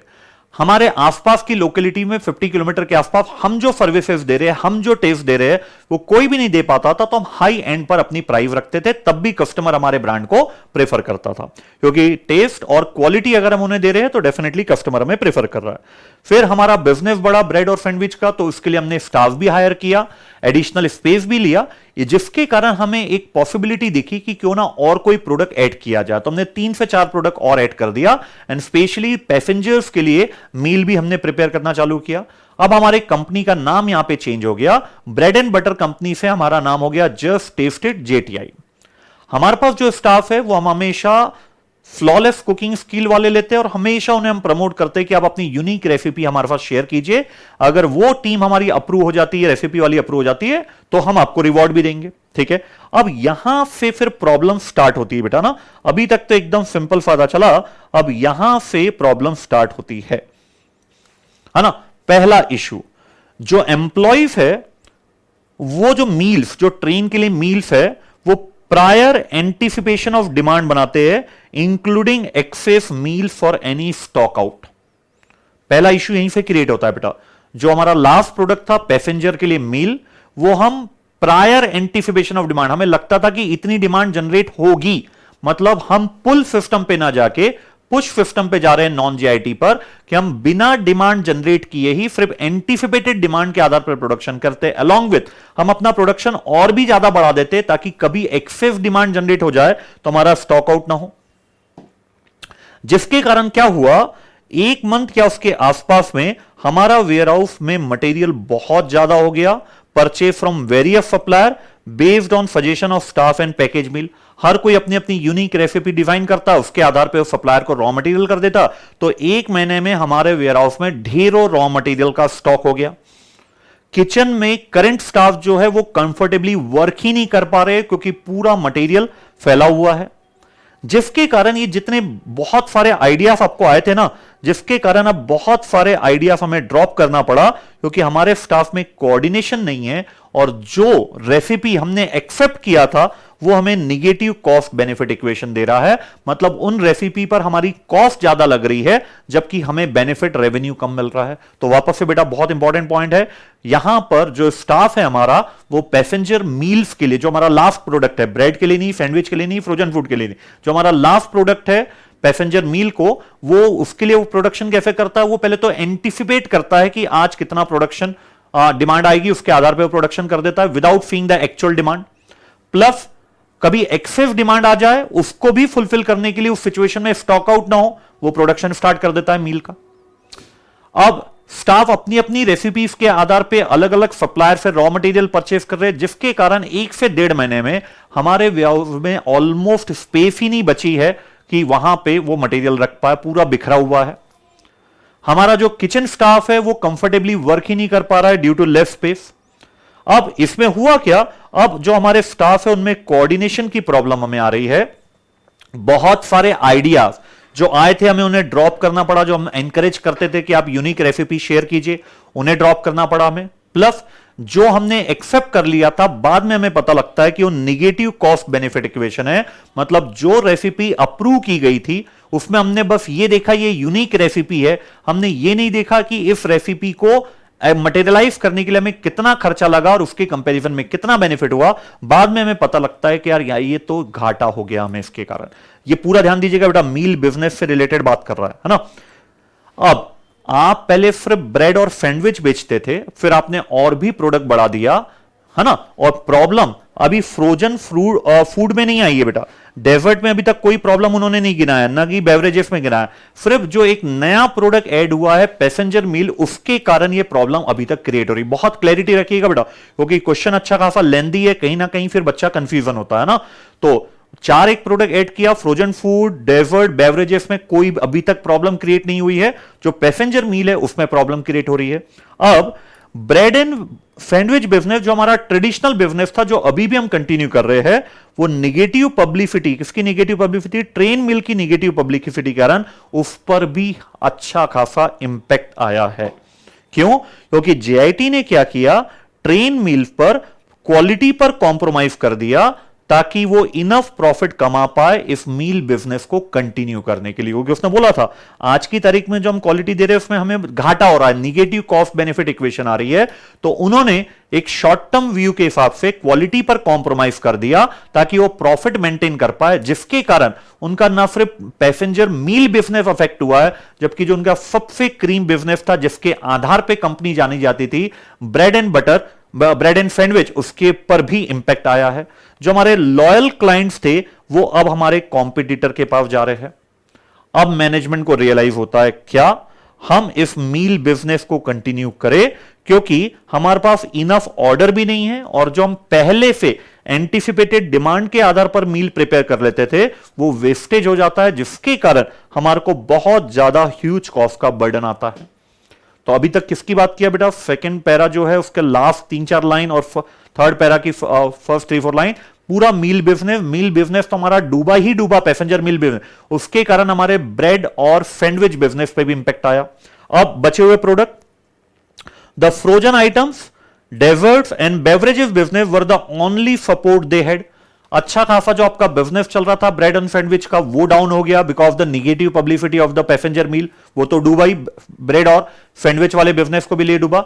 बचे हुए जो आपके पास बिजनेस है frozen food, dessert and beverages, उसी का अब हमें हेल्प है ना।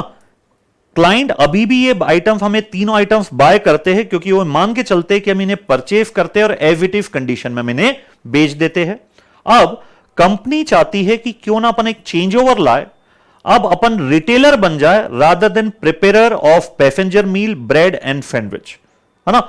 मैनेजमेंट डेस्परेट नीड पे है ताकि जो उनको अभी प्रॉब्लम आ रही है उन्हें बाहर निकाल पाए।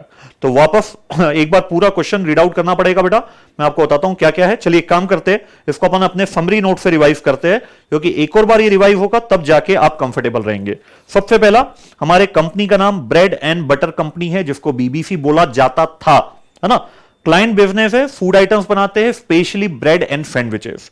लॉन्ग टाइम एगो, मतलब आज की पोजीशन नहीं, पहले की पोजीशन क्या थी जब ये कंपनी स्टार्ट हुई थी, हम ब्रेड और सैंडविच बनाते थे सिटी ऑफ जॉर्जिया में। ये कस्टम मेड होते थे, डिलीशियस होते थे ब्रेड एंड सैंडविच। इनकी प्राइस हाई एंड में होती थी क्योंकि 50 किलोमीटर के रेडियस में हमारे जैसा प्रोडक्ट कोई डिलीवर नहीं कर पाता था। दिन पर दिन बिजनेस हमारा प्रॉस्पर हो रहा था, तो हमें एडिशनल स्पेस और resources in the form of kitchen staff की हमें जरूरत थी। फिर क्या किया, रिसेंटली हमने ब्रेड एंड सैंडविच बिजनेस में एड ऑन किया। क्या क्या? Frozen food item, desserts and beverages और ट्रेन पैसेंजर के लिए मील, है ना। ये बहुत इंपॉर्टेंट है बेटा, इसी के आधार पे पूरा क्वेश्चन टिका हुआ है, पैसेंजर मील, ये भी हमने ऐड किया। फिर अब कंपनी का नाम चेंज हो गया, ब्रेड एंड बटर कंपनी से चेंज हो गया जस्ट टेस्ट इट में। फिर अब हमने न्यू एम्प्लॉय हायर करते हैं जिनके पास फ्लॉलेस कुकिंग स्किल है, उनको हम मोटिवेट करते कि आप यूनिक रेसिपी हमारे साथ शेयर कीजिए, जो सिलेक्ट होगी, जो अप्रूव होगी, उसके आधार पर हम आपको रिवॉर्ड भी देंगे, आगे बताएगा बेटा ये। तो अब क्या किया, जो मील बिजनेस, अब पूरे प्रोडक्ट अपन हटा रहे बेटा, bread, sandwich, frozen food, dessert, beverages, आप सब भूल जाइए। अब जो डिस्कशन चल रहा है वो लास्ट प्रोडक्ट जो हमारा था पैसेंजर मील, उसके ऊपर अब ये डिस्कशन है कि अब पैसेंजर मील के प्रायर एंटिसिपेशन ऑफ डिमांड के आधार पर हमने प्रोडक्शन स्टार्ट कर दिया। इवन हम डिमांड से भी ज्यादा बनाने लगे क्योंकि हम सोच रहे थे कभी एक्सेसिवली डिमांड आ जाए तो स्टॉक आउट ना हो जाए, तो हमने वो बनाना चालू कर दिया। तो अब 1 या 2 महीने में क्या हुआ, हमारा जो वेयर हाउस है वो रॉ मटेरियल से पूरा भर चुका है, क्योंकि हर बंदा अपनी रेसिपी जो अप्रूव हो चुकी है उसके अकॉर्डिंगली वो मटेरियल प्रोक्योर कर रहा है, जिसके कारण अब जो हमारा एग्जिस्टिंग किचन स्टाफ है उनके पास कंफर्टेबल स्पेस ही नहीं है किचन में। अब यहां से प्रॉब्लम स्टार्ट होती है। सबसे पहली प्रॉब्लम आती है कोऑर्डिनेशन अमॉन्ग स्टाफ, क्योंकि बहुत सारे आइडिया ड्रॉप करना पड़ा और जिन आइडिया को हमने वेलकम किया था, क्या ये यूनिक रेसिपी है, बाद में पता लगता है वो निगेटिव कॉस्ट बेनिफिट इक्वेशन हुआ, मतलब उस रेसिपी को इंप्लीमेंट करने में हमारी कॉस्ट ज्यादा लगी जबकि हमें बेनिफिट कम हुआ, लॉस वाला हुआ। अब आपका बिजनेस जो खराब हो रहा है वो आपका जो लास्ट प्रोडक्ट है पैसेंजर मील वो खराब हुआ, लेकिन पैसेंजर मील की निगेटिव पब्लिसिटी के कारण जो हमारा ट्रेडिशनली प्रोडक्ट चल रहा था ब्रेड एंड बिजनेस सैंडविच, उस पे भी हैवी इंपैक्ट आया। क्योंकि जेटीआई ने क्या किया, जस्ट टेस्टेड, जो नाम चेंज हो गया बीबीसी से, उन्होंने क्या किया, निगेटिव कॉस्ट इक्वेशन थी, तो क्वालिटी पे कॉम्प्रोमाइज करके प्रॉफिट को मेंटेन करने के लिए उन्होंने पैसेंजर मील की क्वालिटी कॉम्प्रोमाइज कर दिया। अब जो बंदा पैसेंजर मील कंज्यूम कर रहा है उसके माइंड में जो ब्रांड इमेज है जेटीआई की वो एडवर्स हुई, तो जो इनके जो रनिंग प्रोडक्ट थे जो हाई प्राइजेस पर भी फोल्ड आउट होते थे उस पर निगेटिव पब्लिसिटी का इंपैक्ट आया, जिसके कारण क्लाइंट नहीं, लॉयल क्लाइंट्स मतलब जो सालों से हमारे साथ जुड़े हुए थे अब वो कॉम्पिटिटर के पास शिफ्ट हो रहे हैं। अब कंपनी क्या सोच रही है कि क्यों ना एक काम करे, अपन जो मील बिजनेस है उसको ड्रॉप कर दे, क्योंकि ना तो हमारे पास उसके इनफ ऑर्डर्स है ना, और जो फिर हम एक्सेस मील हमारे पास बच जाता है उससे ह्यूज फाइनेंशियल बर्डन हमारे पास आता है। लेकिन जो अदर आइटम अभी तक कौन से दो बिजनेस कॉम्प्रोमाइज हो चुके, पैसेंजर मील तो कॉम्प्रोमाइज हो ही गया ड्यू टू बैड क्वालिटी, उसके कारण हमारा जो ब्रेड और सैंडविच बिजनेस था वो भी अफेक्ट हुआ। अब हमारे पास जो सपोर्ट बचा है वो 3 प्रोडक्ट का, frozen food, desserts and beverages, क्योंकि क्लाइंट ये मान के चलता है कि आप मैन्युफैक्चर नहीं कर रहे हो, आप इनके रिटेलर हो, एज इट इज प्रोडक्ट आप परचेज करते हो और कस्टमर को डिलीवर करते हो, तो इसमें क्वालिटी प्रॉब्लम नहीं है, तो वो आपसे अभी भी इनको परचेज कर रहा है। तो अब कंपनी एक चेंज ओवर चाहती है, अब वो बोल रही है क्यों ना हम अपने आप को रिटेलर प्रेफर करें, क्योंकि रिटेलर में अभी भी कस्टमर हमारे पास जुड़ा हुआ है रिटेल प्रोडक्ट में, ना कि हम प्रिपेयर ऑफ मील, ब्रेड और सैंडविच रखे। मतलब हम मैन्युफैक्चरिंग बिजनेस कंप्लीटली बंद करके एज इट इज प्रोडक्ट लेंगे, वही प्रोडक्ट हम मार्केट में डिलीवर कर देंगे, मतलब हमारा ब्रांड नेम अब टोटली यहां पे खत्म हो जाएगा। अब रिक्वायरमेंट है, आपको एक मैनेजमेंट अकाउंटेंट माना है आपके एक फ्रेंड ने, मिस्टर जूनियरसन, वो आपसे पूछता है What are we doing ground, मतलब ये प्रॉब्लम हमें क्यों आई। जो हमारा एग्जिस्टिंग प्रोडक्ट था ब्रेड और सैंडविच वो भी खत्म हो गया, हमारा जो पैसेंजर मील था उसके कारण ही सब कुछ हुआ है, बचे हुए 3 प्रोडक्ट अभी भी चल रहे हैं, लेकिन गलती कहां पे हुई ये पूछना चाह रहा है। What are we doing wrong, हम क्या गलत कर रहे हैं। फिर वो पूछता है सेकेंड क्वेश्चन आपसे, क्या जेटीआई अभी भी अपना बिजनेस, करंट बिजनेस कंटिन्यू कर सकती है। करंट बिजनेस मतलब manufacturing of bread, sandwich and passenger meal. फिर जो हमारी कॉस्ट, जो हमारा ट्रस्ट चला गया है कस्टमर की आईज में, उसको रीगेन करने के लिए, अपनी कॉस्ट को बचाने के लिए हम क्या कर सकते हैं, क्योंकि हमारे पास जो कस्टमर बेस था वो लॉयल कस्टमर बेस था, जो हाई एंड प्राइस पर भी हमसे परचेस करता था, क्योंकि हम उसको डिलीशियस और फ्रेशली कुड फूड देते थे। तो 3 चीजें पूछा है, पहला हमसे गलती कहां पे हुई, what are we doing wrong. Second, क्या अभी भी कोई तरीका है जिसके द्वारा हम अपना करंट बिजनेस, क्योंकि हमने चेंज ओवर में क्या सोचा, अब हम रिटेलर बन जाएंगे, किससे, मैन्युफैक्चरर से, है ना। अब हम मैन्युफैक्चर नहीं करेंगे ब्रेड, सैंडविच एंड पैसेंजर मील, तो करंट बिजनेस को अभी भी कंटिन्यू करने का क्या कोई पॉसिबिलिटी है। और फिर जो हमारा कस्टमर का ट्रस्ट लॉस्ट हो गया उसको रीगेन करने के लिए, अपनी कॉस्ट को सेव करने के लिए हम क्या कर सकते हैं। बहुत बढ़िया क्वेश्चन है बेटा, बहुत ही बढ़िया क्वेश्चन है। अब आते हैं अपन इसके सॉल्यूशन के स्ट्रक्चर प्लान में। गलती कहां पे हुई, देखिए जब आपने एड ऑन किया था ना प्रोडक्ट, फ्रोजन फ्रूट्स हो गए, डेजर्ट्स हो गए, बेवरेजेस हो गए, तो इंसान की सोच क्या होती है जब भी वो एड ऑन करता है कि यार उससे ग्रोथ मिलेगी, है ना। इस पर्पस के लिए आपने वो किया था, ग्रोथ और बेटर फ्यूचर के लिए। एडिशनल स्पेस भी आपके पास थी, आपके पास एक ऑलरेडी ब्रांड नेम था ब्रेड एंड सैंडविच बिजनेस में, लेकिन प्रॉपर प्लानिंग और एग्जीक्यूशन ऑफ स्ट्रेटेजी ना होने के कारण प्राइमा फेसी ये लगता है कि यहीं पे आपसे गलती हुई है। आपका ब्रांड नेम था, आपके पास 50 किलोमीटर से लोग आते थे, आप हाई एंड प्राइस चार्ज करते थे, आप मील बिजनेस में गए, पैसेंजर मील में, लेकिन प्रॉपर प्लानिंग और execution of correct strategy, execution of correct strategy का मतलब doing the thing right the very first time every time, ये मोटो आपका कहीं भी नहीं था, जिसके कारण मील बिजनेस सफर होने के कारण आपका जो ब्रेड और सैंडविच बिजनेस था वो भी अफेक्ट हो गया। एक जनरल डिस्कशन अपन ने किया, प्राइमा फेसी हमें क्या लगता है।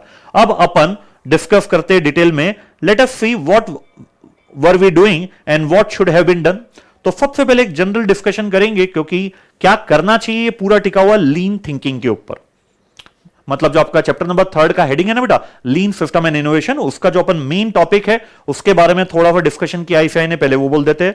हम वो एक्टिविटीज आइडेंटिफाई करेंगे जो वेस्ट है, जो रिसोर्सेस तो हमारे कंज्यूम करती है इन the form of labour, in the form of material, in the form of money, वो तो कंज्यूम हो रहा है, लेकिन कस्टमर के एंड से उसको कोई भी बेनिफिट नहीं मिलता है, जिसके कारण इन एक्टिविटीज पर न सिर्फ हमारी प्रोडक्शन कॉस्ट इनकर्ड होती है, बल्कि हमारा टाइम भी ज्यादा लगता है। ये लीन सिस्टम की बेसिक पर्पस है कि आइडेंटिफिकेशन ऑफ वेस्ट, वेस्ट का मतलब ऐसी एक्टिविटी जिन पर आपका रिसोर्सेस लग रहे हैं लेकिन कस्टमर के पर्सपेक्टिव पर उसको कोई भी बेनिफिट नहीं मिल रहा है। ना सिर्फ हम यहां पे प्रोडक्ट की डिजाइन बल्कि उसकी यूटिलिटी, बट प्रोडक्शन प्रोसेस को भी यहां पे लीन सिस्टम बोला जाता है। कस्टमर फोकस होना चाहिए, मतलब जब भी आप डिजाइन करो keeping in mind the focus of the customer, जब भी आप उसमें फीचर सेट करते हो that should be on the basis of customer focus, और जब भी आप अपनी प्रोडक्शन प्रोसेस जिस मेथोडोलॉजी के द्वारा आप प्रोडक्शन करते हो उसमें कहीं ना कहीं आपका वो भी कस्टमर सेंट्रिक होना चाहिए। अब अपन स्पेसिफिक आते हैं बेटा, आपका जो हेडिंग था व्हाट वेयर वी रॉन्ग, मतलब किन एरिया पर हमने गलती कर दिया, कहां पे हम गलत हो गए। तो हमने प्रोडक्शन वाला पॉइंट एक लिया है, फिर कमीशन पेड टू स्टाफ वाला पॉइंट लिया और एक वेयर हाउस वाला पॉइंट लिया। मैंने एक यहां पे एनेक्सचर दिया था बेटा पूरा न्यूमेरिकल वाला, अभी फॉर द टाइम बिंग मैंने उसको अवॉइड किया क्योंकि उसमें बहुत कम डिटेल हमारे काम की है, जब काम आएगी तो अपन उसको पढ़ लेंगे। सबसे पहली गलती आपने किया है मील पैसा, जो भी है ना बेटा पूरा डिस्कशन ध्यान दीजिएगा, इस क्वेश्चन का पूरा डिस्कशन मील पैसेंजर मील पर ही जाएगा। क्यों? फ्रोजन फूड पर कोई प्रॉब्लम नहीं है, डेजर्ट्स पर प्रॉब्लम नहीं है, बेवरेजेस पर प्रॉब्लम नहीं है, ब्रेड और सैंडविच पे भी प्रॉब्लम नहीं थी, लेकिन पैसेंजर मील की निगेटिव पब्लिसिटी के कारण आपका वो बिजनेस भी अफेक्ट हो गया। तो ध्यान रखिएगा पूरा जो क्वेश्चन है वो पूरा सेंट्रिक है सिर्फ एक ही प्रोडक्ट पे और वो है पैसेंजर मील।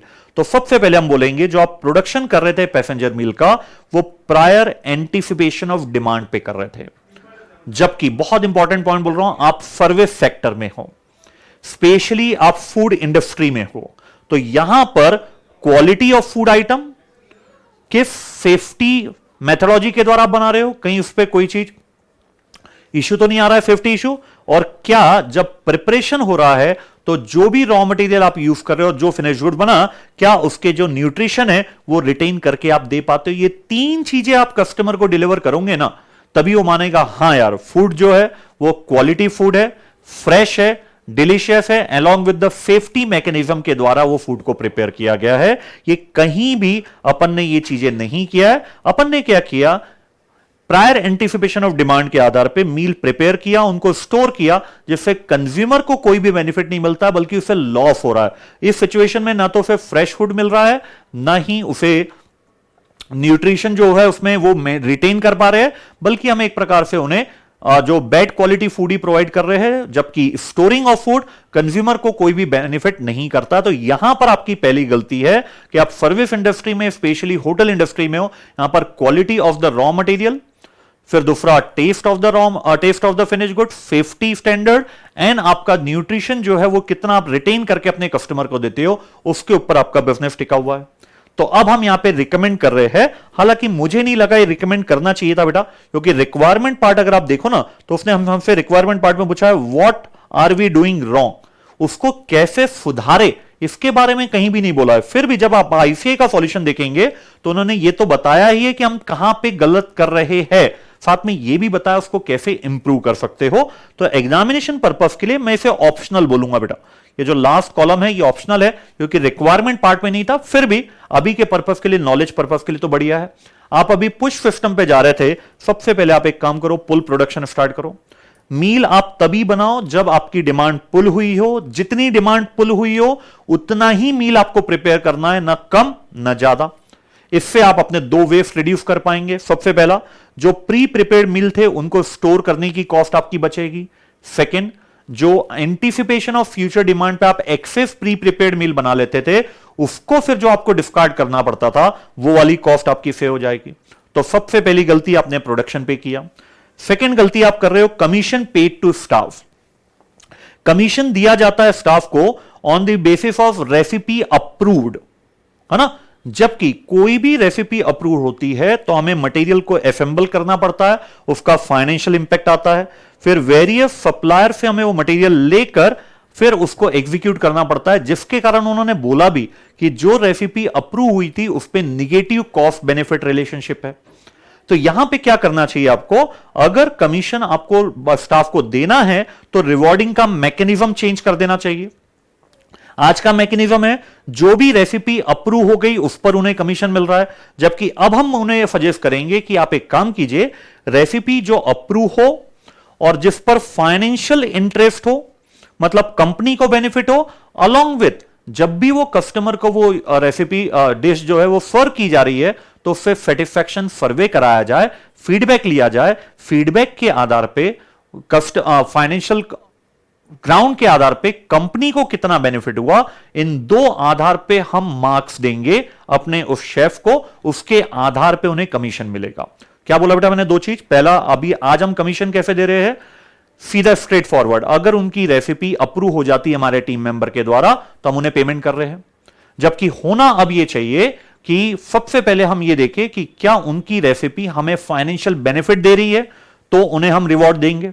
अलॉन्ग विथ उस रेसिपी को जब हम डिलीवर करते हैं अपने कंज्यूमर को तो उनका क्या फीडबैक है, उसके आधार पर हम अपने अब स्टाफ को कमीशन देना चाहिए। इससे ना सिर्फ प्रोडक्शन डिपार्टमेंट सिर्फ वही रॉ मटेरियल परचेज कर पाएगा जो उससे जरूरत हो, बल्कि यहां पे भी अगेन कहीं ना कहीं जो हमारा जो वेयरहाउस में फुल ऑफ रॉ मटेरियल वो हो गया था, जगह ही नहीं थी, स्पेस ही नहीं थी, वो भी कहीं ना कहीं हम यहां पे सेव कर पाएंगे। ठीक है। फिर स्टाफ पार्टिसिपेशन भी नहीं है बेटा। क्यों नहीं है? यहां पे क्लियर कट उन्होंने बोला है स्टाफ कोऑर्डिनेशन की यहां पे कहीं ना कहीं कमी है। फिर जो हमारा वेयरहाउस है वो टोटली डिसऑर्गेनाइज्ड है, क्योंकि जो परचेस है वो कहीं भी सिस्टमेटिक नहीं है। मतलब जब भी रेसिपी अप्रूव हो जाती है, सप्लायर से मटेरियल आ जाता है, हम ये देखते ही नहीं कि इस रेसिपी का जो मटेरियल आया है कितने दिनों में हमारा कंज्यूम्ड होगा, बस मटेरियल आ जाता है। ओवर इन्वॉल्वमेंट है स्टाफ का परचेस एक्टिविटी में। मतलब हर स्टाफ जिसकी रेसिपी अप्रूव हो जाती है या इन प्रोसेस है, वो सप्लायर से रॉ मटेरियल ऑर्डर करके अपनी रेसिपी प्रेजेंट करता है। अब वो सक्सेसफुल हो या ना हो, उसका मटेरियल आपके स्टोर में आ चुका है। तो इसके लिए हमें क्या करना पड़ेगा? एक टेक्निक होती है 5S टेक्निक, सुना भी है बेटा आपने? Sort, shine, set in order, standardise, sustain. ये वाली जो टेक्निक है इसको अगर इंप्रूव करेंगे तो हमारा जो डिसऑर्गेनाइज्ड वेयरहाउस है हम उसको ऑर्गेनाइज्ड मैनर पर कर पाएंगे। तो पहले पार्ट में बेटा हमने तीन चीजें बताया। सबसे पहले बताया हमारी जो प्रोडक्शन मेथड थी एंटीसिपेटेड डिमांड वाली, उसको हमें खत्म करना है। सेकंड हमने बोला कमीशन पेड टू स्टाफ को अब लिंक करना है हमें फाइनेंशियली कितना बेनिफिट हुआ कंपनी को और कस्टमर का फीडबैक क्या रहा उसके आधार पर उसको कमीशन देंगे। थर्ड पॉइंट हमने बताया जो हमारा डिसऑर्गेनाइज्ड वेयरहाउस है उसको हम 5S टेक्निक के द्वारा ऑर्गेनाइज कर सकते हैं।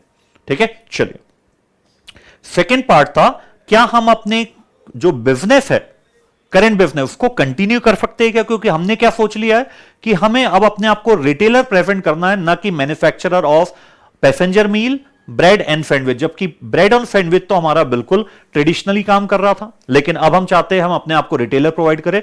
फिर भी कहीं ना कहीं एक इमोशनल अटैचमेंट होता है क्लाइंट का, तो हमसे पूछता है कि क्या हम अपने एग्जिस्टिंग बिजनेस को कंटिन्यू करने का कुछ ऑप्शन है हमारे पास? तो हम बोलेंगे यस। अगर आपका फोकस, स्ट्रेटेजिक फोकस आपका कस्टमर सेटिस्फैक्शन पे आप शिफ्ट कर दो, मतलब आज के बाद जब भी कुछ भी चीज आप कर रहे हो एक ही चीज रखो, क्या ये मेरे कस्टमर को बेनिफिट करेगी या तो उसको और उसका बेनिफिट कैसे बढ़ाऊं। जो चीजें कस्टमर को बेनिफिट नहीं करेगी आपको उसको कंप्लीटली एलिमिनेशन मोड में लाना पड़ेगा। अगर ये चीज आप करते हो तो डेफिनेटली फिर आपका बिजनेस जो है करेंट बिजनेस उस पर भी आप कस्टमर का ट्रस्ट रीगेन कर सकते हो। तो हम यहां पर बता रहे हैं हमारे पास टोटल 5 प्रोडक्ट है जिनमें से हम 2 प्रोडक्ट मैन्युफैक्चर करते हैं, ब्रेड और सैंडविच और ट्रेन मिल। बाकी 3 प्रोडक्ट हम जस्ट परचेज करते हैं, frozen food, beverages and dessert, है ना। तो अब सबसे पहले हम एक एक प्रोडक्ट के बारे में बताएंगे। जो हमारा ब्रेड और सैंडविच वाला है, यहां पे और लिख दीजिएगा बेटा ब्रेड एंड सैंडविच, ये इसकी क्वालिटी के कारण दिक्कत नहीं आई है। जो मील बिजनेस था ना, पैसेंजर मील बिजनेस, उसमें जो कंज्यूमर को कंप्लेन आई उसके कारण जो निगेटिव पब्लिसिटी हमारी यहां पे हुई उसके कारण ये वाला बिजनेस अफेक्ट हुआ है। जबकि ट्रेडिशनली हम वाला बिजनेस कंटिन्यू कर रहे थे। अब क्या रिवाइवल प्लान है? पहले तो आप क्वालिटी ऑफ सैंडविच अभी भी कंट्रोल करो, पहले भी कर रहे थे, अभी और ज्यादा उस पर मेहनत करो। प्लस आपको ट्रेन मील पे जो पैसेंजर है उन पर ट्रस्ट आपको रीगेन करना पड़ेगा। कोई मैजिक नहीं है बेटा, इंस्टीट्यूट ने भी एक वर्ड लिखा है पे, रॉकेट साइंस नहीं है कोई कि आज आपने सोचा और कल हो जाएगा। समय जरूर लगेगा, लेकिन मील बिजनेस पर वापस से आपको पकड़ बनाएंगे तो आपका जो बिजनेस था इधर ब्रेड और सैंडविच का वो भी वापस रीगेन कर लेगा। जो बेवरेजेस वाला है उस पर कोई दिक्कत नहीं है बेटा, वो बिजनेस अच्छा है, उस पर कोई भी हम अभी रिवाइवल प्लान की जरूरत ही नहीं है। जो फ्रोजन फूड आइटम्स है, डेजर्ट्स है, वो आज हम बाय करते हैं, हम एक सजेशन दे रहे हैं। एक बार आप सोच के देखिए, अगर वही प्रोडक्ट हम इन हाउस मैन्युफैक्चर करते हैं तो क्या हम कम प्राइस पर बेटर क्वालिटी दे पाएंगे? ये आपको एक बार एक ऑप्शन क्रिएट करना है। एंड लास्ट सबसे इंपॉर्टेंट यही था पैसेंजर मील। ये हिट ही क्यों हुआ, मतलब इसकी पोजीशन खराब क्यों हुई? सिर्फ और सिर्फ एक कारण, क्वालिटी इश्यू। हमारा निगेटिव कॉस्ट बेनिफिट इक्वेशन था, तो हमने अपने प्रॉफिट को मेंटेन करने के लिए कहीं ना कहीं क्वालिटी को कॉम्प्रोमाइज कर दिया। अब इस पे पूरा मेजर फोकस है बेटा, ध्यान दीजिएगा। हमारे जो प्रोडक्शन प्रोसेस है उसमें कंप्लीट चेंज हमें करना है, ना सिर्फ, बहुत important, just in time production हमें करना है, बल्कि सिस्टमेटिक परचेस करना है और ऑर्गेनाइज वेयर हाउसिंग कीपिंग करना है। मतलब पूरा आप क्वेश्चन देखिएगा, ये पूरा क्वेश्चन डेडिकेटेड है सिर्फ और सिर्फ मील बिजनेस को, है ना। तो यहां पे कंप्लीट चेंज ओवर हमें करना है, हमें जेआईटी प्रोडक्शन करना है, हमें जेआईटी परचेजिंग करना है, एक ऑर्गेनाइज मैनर पर हमें वेयर हाउस चाहिए, और हमें हमारे कस्टमर का ट्रस्ट वापस से रीगेन करना पड़ेगा, है ना। ये मील बिजनेस डायरेक्टली क्वालिटी के ऊपर डिपेंडेंट था, क्योंकि बेटा कुछ डेटा दिया है, 17-18 में हमने प्रॉफिट कमाया, 2019 में हमें लॉस हुआ। लॉस सिर्फ इसी रीजन के कारण हुआ, जो रेसिपी अप्रूव हो गई थी हमने कहीं भी उस पर कॉस्ट बेनिफिट एनालिसिस ना करके ब्लाइंडली उसको इंप्लीमेंट कर दिया, जबकि वही रेसिपी हमें देखना है जो कस्टमर को सेटिस्फाई करे, प्लस उनका जो टेस्ट बर्ड है उनको सेटिस्फाई करे, प्लस सेकेंड पॉइंट जो हमारे लिए फाइनेंशियली वायबल हो। ठीक है, चलिए थर्ड पॉइंट बोल रहा है, अब हमें हमारे खर्चे बचाना है टू सेव द कॉस्ट, और कस्टमर का जो ट्रस्ट है उसको रीगेन करना है, उसके लिए हमें क्या करना चाहिए। तो वही चीज वापस से एक बार रिपीट होती है बेटा। अब आपको जो भी अनडिजायर्ड हैपनिंग हुई है उसके कारण आपका जो फोकस था वो अब कॉस्ट सेविंग मोड पे चला गया था, प्रॉफिट सेविंग मोड पे चला गया था, कहीं भी आप कस्टमर सेंट्रिक नहीं जा रहे थे। अब पहला पॉइंट हम यहां पे रिकमेंड करेंगे, सबसे पहले अब आप कस्टमर सेंट्रिक होइए, फिर कस्टमर का जो एक्सपेक्टेशन है उसको आपको परफॉर्म करना है, and at the same time जो भी passenger meal, bread and sandwich आप प्रिपेयर कर रहे हो वो अब कॉस्ट बेनिफिट रेशियो में आना चाहिए। अब हम उनको कुछ कॉस्ट सेविंग स्ट्रेटेजीज बता रहे हैं।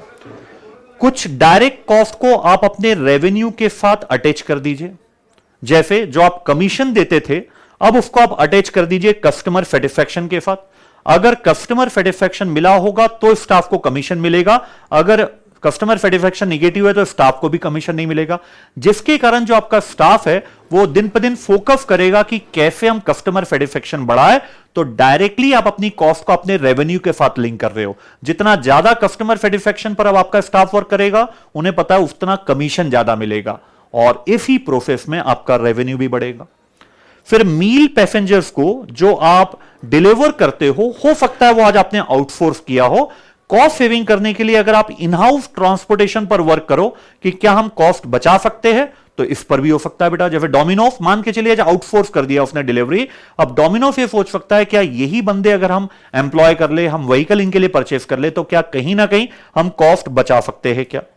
फिर जो मील प्रिपरेशन प्रोसेस है उसको आप डिजाइन कीजिए ताकि वहां पे कम से कम वेस्टेज और कम से कम पैकिंग पर हम फ्रेश डिलीशियस प्रोडक्ट अपने कस्टमर को डिलीवर कर पाए। ठीक है बेटा, तो बहुत अच्छी केस स्टडी है, केस स्टडी नंबर 6 और 7। अभी थोड़ा सा हैवी हो जाएगा लेक्चर, इसलिए मैं एक काम करता हूं, अभी सिर्फ ये 2 ही केस स्टडी अपन यहां पे डील करते हैं बेटा। जो सेकंड पार्ट होगा, बचे हुए 2 केस स्टडी, सिनारियो और स्किल बेस्ड क्वेश्चन असेसमेंट, वो मैं आपको कल डिलीवर करता हूं बेटा। ठीक है बेटा, चलिए होप इस वीक आरटीबी भी रिलीज होने वाली है बेटा, उस पे भी मैं एक्सपेक्ट कर रहा हूं कि कुछ एक नए क्वेश्चंस मिलेंगे डेफिनेटली, मुझे उम्मीद है, क्योंकि जब इतने नए क्वेश्चन आईफे ने इशू किया है तो कुछ ना कुछ बंच उनके पास ऑलरेडी अवेलेबल है, वो और रिलीज करेंगे। तो जैसे ही आरटीपी मंडे ट्यूसडे, आज मंडे या ट्यूसडे या वेडनेसडे तक मेरी उम्मीद है कि रिलीज हो जाना चाहिए, क्योंकि जनरली इसी टाइम पीरियड में आईफे रिलीज कर देता है 70-80 days before of the examination, तो लगभग रिलीज होनी चाहिए, उम्मीद है ऐसी। तो जब भी आरटीपी आती है मैं उससे रिलेटेड भी बेटा आपको अपडेट दूंगा। हो सकता है उससे रिलेटेड अपडेट देने के लिए मेरा एक लेक्चर यहां पे डिले हो जाए, चैप्टर नंबर 3 का। पहले मैं आरटीपी दे दूंगा, उसके बाद फिर एक तो कंटिन्यू करना ही करना है बेटा, रेगुलर बेसिस पर अब ये लेक्चर आपको अवेलेबल होते रहेंगे। ठीक है, चलिए तो आज के आनंद की जय।